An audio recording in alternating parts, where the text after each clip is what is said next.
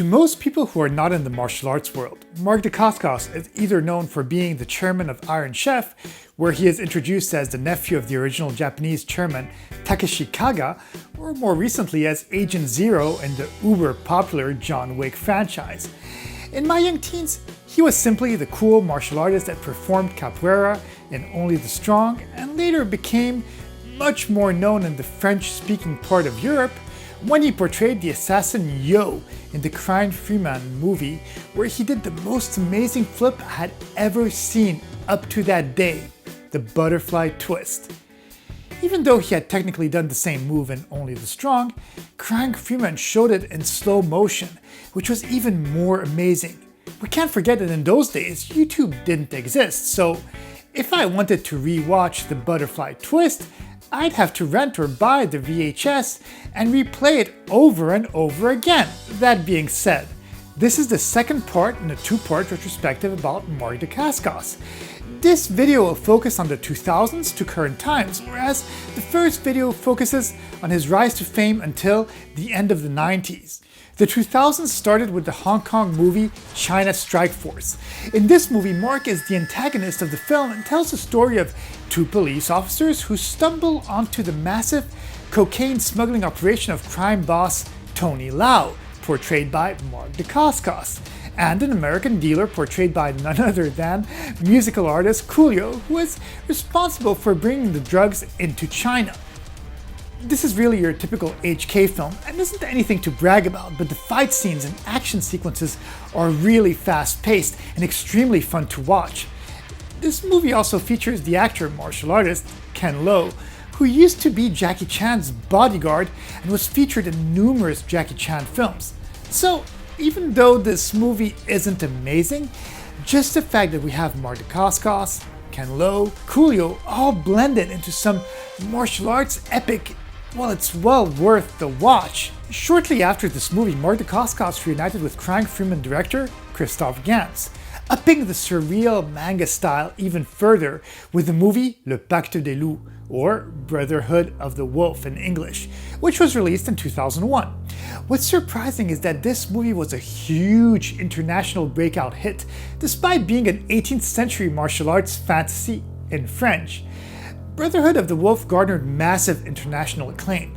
Samuel Le Bihan plays one of the king's knights who was sent to investigate a series of grisly murders, and Dacascos is his Native American companion, Manny.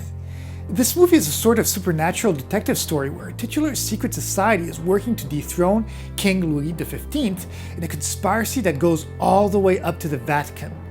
This movie is a unique film that manages to skillfully blend art house aesthetics with high-energy action and gruesome horror without missing a beat.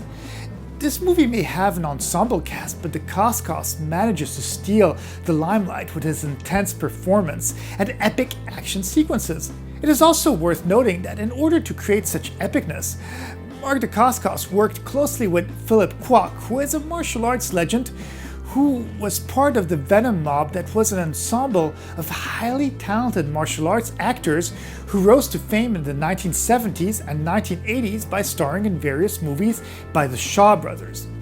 Since this movie was such a huge success at the time, it's no surprise that Hollywood came knocking at Dacascos' door to act opposite Jet Li in the 2003 movie Cradle to the Grave. This is the third in Bartoliak's flashy collabs with DMX and features Mark Dacascos in a villain role. I'm kind of seeing a sort of pattern with all of these movies casting Dacascos as a bad guy. The plot revolves around some rare gems known as the Black Stones.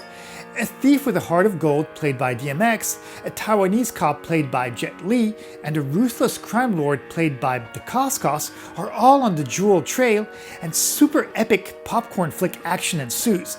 This movie had a mega budget where literally some scenes are just put in to be in it, such as a completely gratuitous helicopter scene where it purely appears in the shot just to get blown up.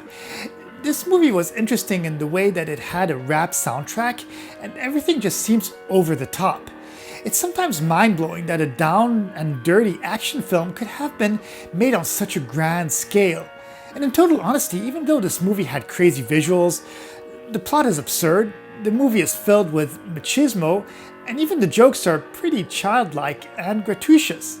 But again, we can't forget it as a simple popcorn flick, so to say the least, just shut off your brain and enjoy the tanks driving through walls and eye-popping stunts that end in an epic final fight between Jet Li and Mark Dacascos, surrounded by a ring of fire as rain is pouring down on them. Determined not to be typecast in only action films, Mark Dacascos has often worked on some lower profile genres before getting an unexpected call from the producers of Iron Chef America. The show is to be rebooted for an English language version of the popular Japanese show. When Dacascos heard that he'd been shortlisted to play the US version of the chairman, he asked his agent to clarify to them, "I kick, not cook," but nevertheless landed the job, and it's this long-running role that he's probably most known for in the USA. Because of his hosting gig, the early 2000s were split between being the chairman of Iron Chef, various guest starring roles in high-profile series, and a bunch of direct-to-video action flicks that most of the time aren't really worth watching. One such low-budget film that does have some entertainment value, even though the movie is really cheap-looking, is I Am Omega, where Dacascos plays Renchard, who is one of the last people alive in Los Angeles after a plague kills or mutates everyone else. His daily life is a struggle to outsmart the city's roaming zombie hordes. After another survivor contacts him for help, he goes on a mission to find a rumored community with more survivors. This movie is clearly a very low-budget ripoff of I Am Legend with Will Smith. Knowing that, and if you're able to look past the cheese and non-existent budget, the movie makes for a good watch. One special treat from the 2000s was the appearance of Mark Dacascos in 3 episodes of The Legend of Bruce Lee, which is a 50-part biographical series made for Chinese TV, which was released in 2009. This series really makes fantastic Bruce Lee biopic, which shows the action actor's various facets of his life until his eventual death. Even though it's 50 episodes long, there's a 3-hour feature film edit version of the entire series, which can pretty easily be found on YouTube with subtitles. Dacascos plays King Charles, a Muay Thai fighter who challenges Bruce while he's in Thailand filming The Big Boss. The joy in seeing Dacascos is really seeing him in his element, but also the pure excitement that you can see in his eyes while fighting the martial art legend Bruce Lee. In the last decade, Dacascos continued on his acting journey, working mostly in low-budget movies, but found quite a lot of success in TV series. One such success was playing in the character of Kung Lao in 4 episodes of the 2nd season of the Machinima Mortal Kombat Legacy web series, which is an adaptation of the extremely violent and bloody video game of the same name. Kung Lao is the brother-like friend of the male protagonist Liu Kang. In the video games, they were the protagonists of the spin-off game Mortal Kombat Shaolin Monks. Another notable appearance was for the series Marvel's Agents of S.H.I.E.L.D. He's acted in 11 episodes, and his character was called Gaillera, who was a Hydra operative with telekinesis abilities that were unlocked through Hydra experiments. In the series, he plays the head of security for Endotech's labs to ensure that no one learns of their true intentions for the Inhumans they were rounding up. One of his biggest TV successes was in the TV show Hawaii Five-0, where he's had a recurring character for a total of 17 episodes spanning from 2010 to 2018. This is actually a reboot of a show by the same name that ran from 1968 to 1980. And is an action police procedural television series that centers around a special police crimes task force operating under the orders of the governor of Hawaii. Mark Dacascos plays the character of Wo Fat and is a villain and arch nemesis of Steve McGarrett, the head of the fictional Hawaii Specials Task Force 5-0. The character evolves from the beginnings as a master spy for China to later an extremist Chinese agent working with a hawkish Chinese general.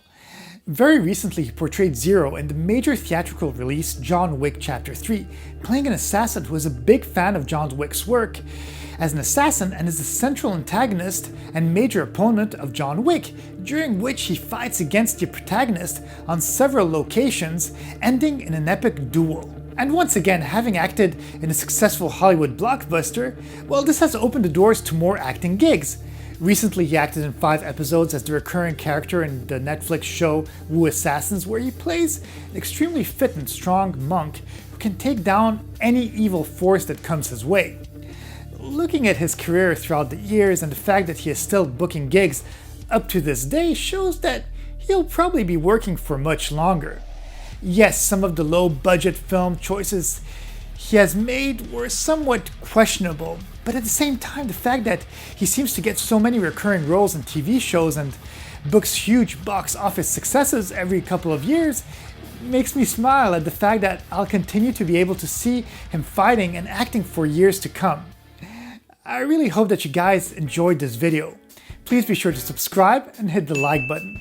Leave me a comment too and let me know what your favorite Mark Dacascos moment is. Have a great day, and I'll see you in the next video.